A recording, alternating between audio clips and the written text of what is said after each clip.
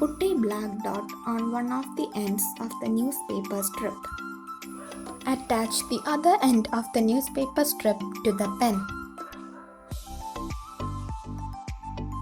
Place the pen above the glass like this. Pour the water slowly into the glass in such a way that the tip of the paper is just touching the water level.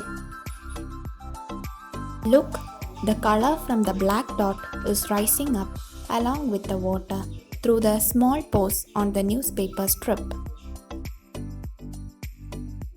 Colors like blue and light blue are also seen on the newspaper strip.